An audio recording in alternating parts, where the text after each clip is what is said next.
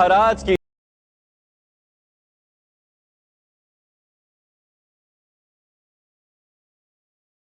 ये सज्ज कीजिए। उनके प्राण नहीं जाएंगे, मैं वचन देता हूं, किंतु उन्हें अपने सम्मान को छोड़ना होगा।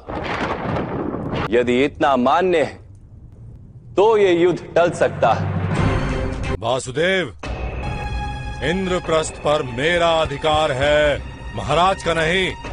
मैं किसी भी स्थिति में इंद्रप्रस्थ को लौटाऊंगा नहीं, और जब तक पांडव इंद्रप्रस्थ के राजा नहीं, उन्हें युद्ध का अधिकार ही नहीं। वासुदेव, अन्याय के विरुद्ध युद्ध करने का अधिकार सबका है युवराज। ये तो पांडवों की उदारता है कि इतने वर्षों तक उन्होंने युद्ध नहीं किया, महाराज का सम्मान किया पद पद पर। इस संघर्ष का आरंभ भी उसी दिन हो गया था जिस दिन महाराज पांडु का देहांत उस वन में हुआ और उनके पुत्र हस्तिनापुर पधारे थे। आपने यदि उसी दिन राजकुमार युधिष्ठिर को युवराज घोषित कर दिया होता तो ये स्थिति ही उत्पन्न नहीं होती, किंतु आपसे आपके सिंहासन का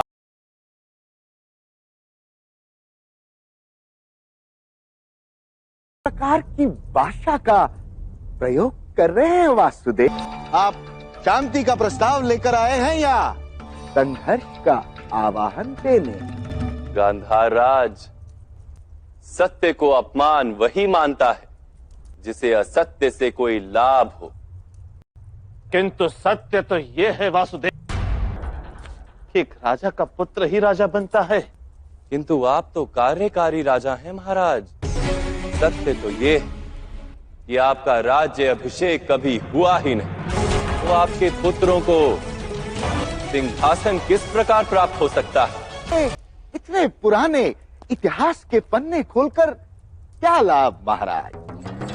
वासुदेव, सत्य तो यह है कि युद्ध सभा के अंत में पांडवों ने स्वीकार किया कि वो 1 वर्ष का अज्ञातवास भोगेंगे, किंतु मेरे बच्चे दुर्योधन 1 वर्ष पूर्ण होने से पहले अर्जुन को ढूंढ लिया।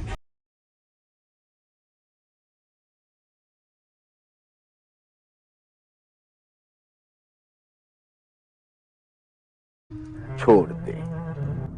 युद्ध सभा ही अधर्म, इसलिए उसके परिणामों का कोई महत्व नहीं। वासुदेव, क्या भ्राता युधिष्ठिर ने जान करके अपनी संपत्ति, अपने भाई, अपनी पत्नी और स्वयं अपने आप को दांव पर नहीं लगाया था? किसी स्त्री को भरी सभा में निर्वस्त्र करने की चेष्टा कर आपने सारी सभा को अधर्म सिद्ध कर दिया था युवराज। भोजन के किस निवाले ने शरीर में विष फैलाया है ये कोई नहीं पूछता, समग्र भोजन को विषयुक्त माना जाता। हमें भी इंद्रप्रस्थ की सभा में निशस्त्र किया गया था, क्या आप भूल गए वासुदेव? माया सभा में जब आपके शस्त्र उतारे गए थे तभी आपने युद्ध का आह्वान क्यों नहीं दिया युवराज? युद्ध सभा में प्रपंच करके एक स्त्री को निर्वस्त्र करने की योजना क्यों बनाई आपने? सत्य तो ये है कि आपके पास युद्ध का सामर्थ्य ही नहीं। वासुदेव,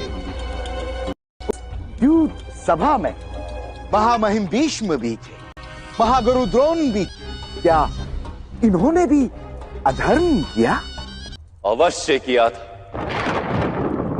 जब समग्र भवन गिर रहा हो तो द्वारपाल केवल द्वार की रक्षा नहीं कर सकता गांधार राज। जब समाज के विरुद्ध कोई अपराध कर रहा हो, जब मानवता के विरुद्ध कोई अपराध कर रहा हो,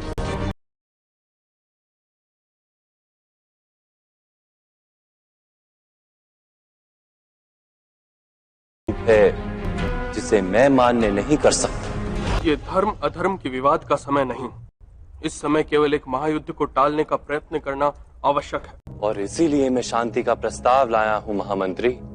और मुझे ये प्रस्ताव मान्य नहीं है। यदि इस समय सभा का त्याग करेंगे युवराज तो हमारा मिलना अब रणभूमि में होगा महाराज।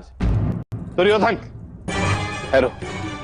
वासुदेव, दंड की बात करके आपने शांति प्रस्ताव को स्वीकार करने योग्य रखा ही नहीं।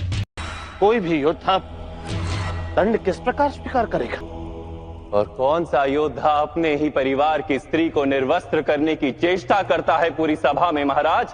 और अपराध करने के पश्चात दंड से भयभीत होने का क्या तात्पर्य है? किंतु फिर भी मैं वचन देता हूं, द्रुपद कन्या के चरण स्पर्श कर क्षमा मांग ली जाए तो पांडव उसे भी दंड मान लेंगे।